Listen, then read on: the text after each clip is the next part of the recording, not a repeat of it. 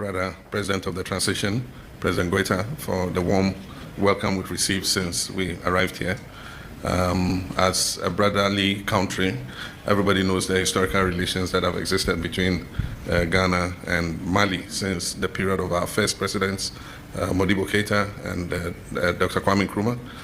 Hey darlings, and welcome back once again to another interesting, intriguing, captivating, and most importantly, educative episode on here on the stable of Vibe with Chivi. Guys, today we are back with another expository, educative, and enlightening episode on here on this channel. Yes, and first of all, if you are a returning subscriber, I want to say thank you for tuning in. And if this is your first time tuning in, I want to say thank you. This is Vibe with Chivik, aka Victoria Chinyere, and on here we say things just the way it is, not to demote, demean, demarcate anyone, any country, any citizen, but to educate, analyze, react, inspire, motivate, captivate not just you but your spirit, your soul, and your body. And you can get it as a dull moment on here. So what are you waiting for? Be a part and parcel of this unique and amazing family as you hit on the like button. Share this video if you find it very insightful, educative as well, and like this video.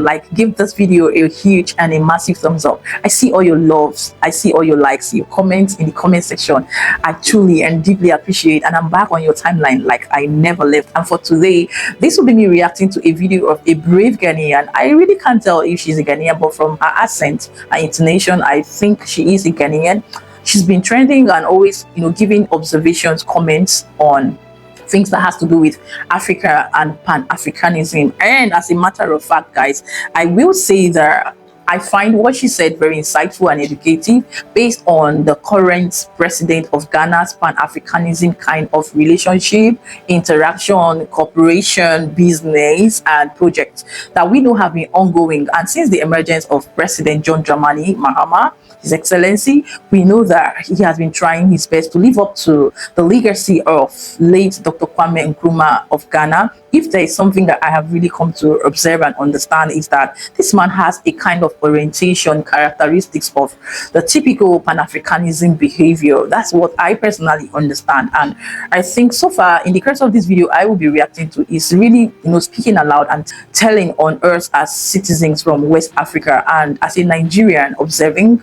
I will really say that it is a great move and a good one for that matter, because what we should understand first of all is that we are first Africans, no matter what, before anything else, right? And our duty, our responsibility is to see how we can coexist, live peacefully despite our differences, exception to the fact that we still need, as Nigerians and other African citizens, to really learn to respect, tolerate, and coexist peacefully, especially my own country's citizens, majority of them, right? But this video is definitely going to throw more light, insight, and exposition on what has been happening in these countries as Ghana, Burkina Faso, Mali, Niger, and the rest of them. She did break it down into bits to our own knowledge and understanding. I'll play part of the video clips, and on the screen you will see the handle of the video channel where you can go and watch full video, follow and subscribe to that channel. So let's take a look at this video and I will be right back. The president of Ghana, John Dramani Mahama, decided to visit our all-in-all, the savior, the protector, the unifier, the messiah, the king of kings, the savior, the Muslim, General Assimi Goita in Mali. These two countries are neighbors and they have lived together for a very long time, until one day something happened. There is an organization called ecowas that these nations were all under it, but one day Mali decided that this organization that is supposed to be for the interest of the people is doing otherwise, and they cannot sit down to see their people suffering with all the mineral resources that they have for somebody living somewhere who came into Africa to come and colonize us and is not doing anything on its own to develop, to keep taking everything that is meant for the people in Africa. So for that reason, they are willing to fight for their citizens, and Mali will no longer be under oppression. So these two nations and two brothers decided to part ways because one has decided that oppression is so interesting. It is good to always be under oppression, and for that matter they want to continue to be under oppression, and they don't care whatsoever happens to their people. As long as Yellow Papa is happy, they don't have a problem with that. So they want to keep on with the oppression. And when this thing happened, these two brothers part ways, and there was some misunderstanding between these two nations. That was when there was another leader in that country where John Dramani Mahama is coming from. So today there is a new president in Ghana, John Dramani Mahama, who has decided to visit the brothers to reunite the two nations. According to him, they are brothers. They have lived together for a very long time, and that brotherly love, they want it to continue to exist among them. He also talked about strengthening cooperation, security and other aspects. And transportation of goods and services must continue to flow. So the two nations that decided to part ways on the condition for one fighting for total freedom and liberation, and the other is still loving oppression, decided that today they are going to meet and for them to re-strengthen ties. And we know that Alassane Ouattara, ECOWAS is trying to use John Dramani Mahama to bring back Mali, Niger, and Burkina Faso after they tried the Senegalese president, the last one of ECOWAS, Bassirou Diomaye Faye, and it didn't work out. So it's like, now any new president that will come in ECOWAS, then ECOWAS will try to use that leader to bring back Mali, Niger, and Burkina Faso. And these people have made it clear that they don't want to continue to be under oppression. So he has been welcomed, given a very warm welcome in Mali, and they talked about security, transportation, cooperation, and strengthening ties. Security, as John Dramani Mahama will always say, if your neighbor's house is on fire, you have to fetch water to help quench it, because after your neighbor's house, you'll be the next person. Thank my brother, President of the Transition, President Goita, for the warm welcome we've received since we arrived here. As a brotherly country, everybody knows the historical relations that have existed between Ghana and Mali since the period of our first presidents, Modibo Keita and Dr. Kwame Nkrumah. Ghana and Mali have had a very close relationship. And so I came on a friendly visit, and also to thank President Goita for allowing Prime Minister Mega to visit Ghana when I was being inaugurated as president. That was a good sign. It was appreciated by the people of Ghana, and so I came to say thank you. But we also took the opportunity to discuss issues of bilateral cooperation and trade and economic cooperation between our two countries. We know that for a very long time, our countries trade amongst each other. Our people travel freely amongst each other. There's a big Malian population living in Ghana. They are involved in business. They are settled peacefully in Ghana. They're actually citizens of both Ghana and Mali. And so we had the opportunity to discuss how we can make our economic relations even stronger. And we also have a transit corridor. A lot of long-distance drivers, both Malian and Ghanaians, convey goods from our ports to Mali and transport goods from Mali back to our port for export. And so we discussed how we can remove the challenges so that it's easy for these drivers who are involved in the transit of goods to be able to do their work without any problems.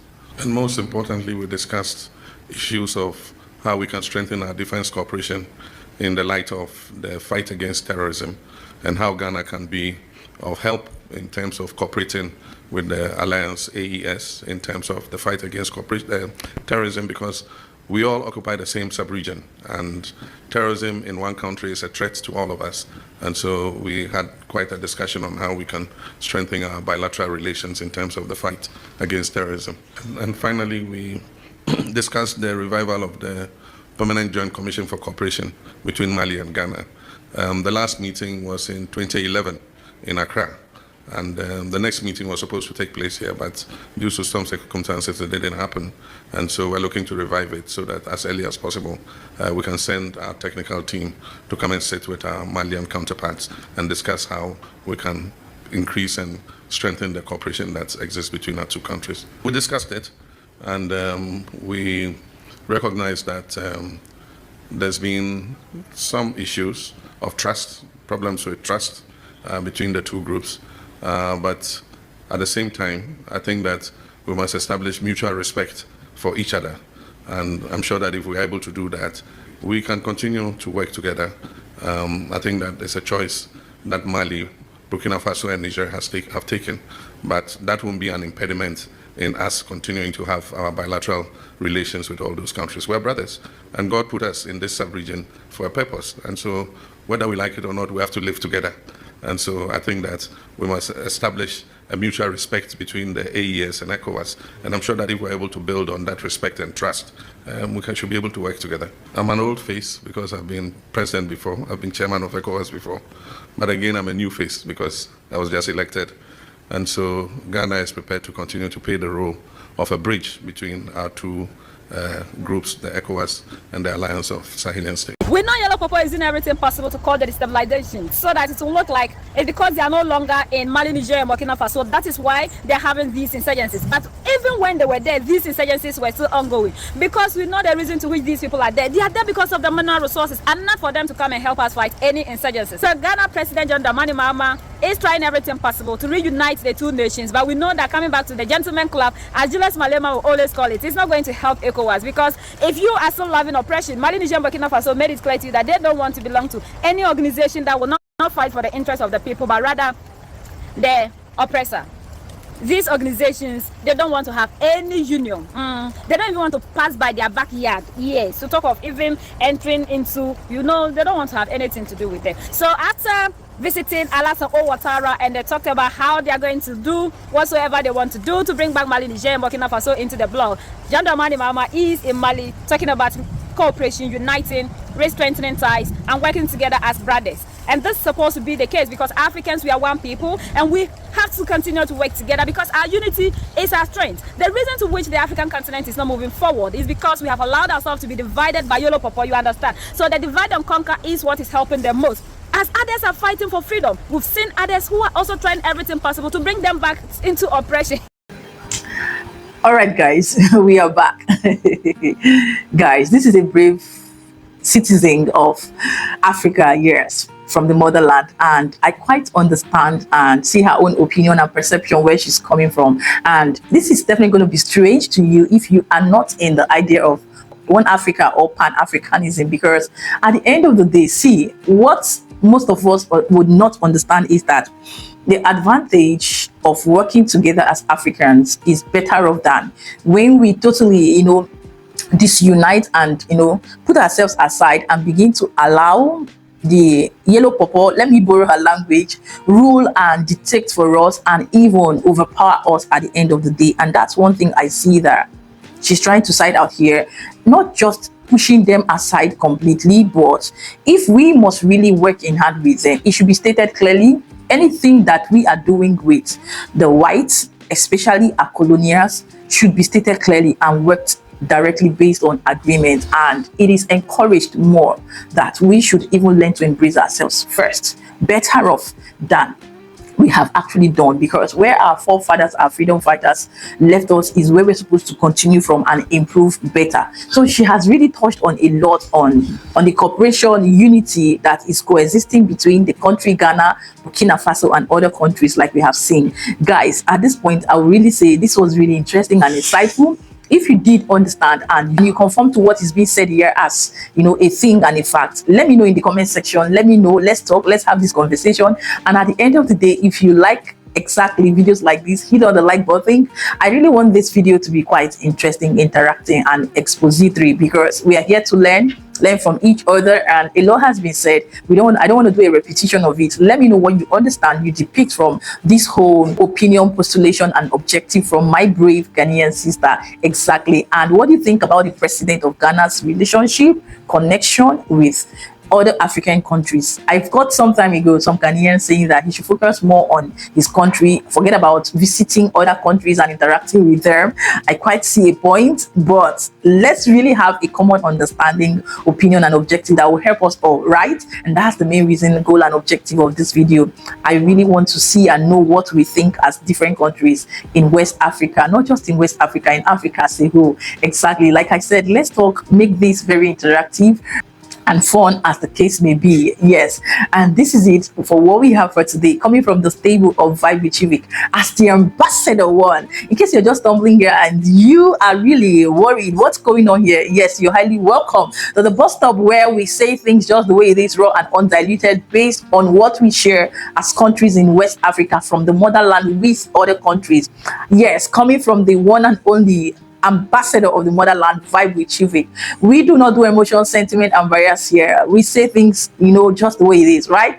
And our advice, if you find it very interesting, don't make this your last. Hit on the subscription button. I promise it's totally and absolutely free of charge. Like this video, and at the end of the day, like I said, let's talk in the comment section, and I will see you in my next one. But for now, do have a lovely, a blessed, a peaceful, a happy and a successful day out there. Ciao, ciao.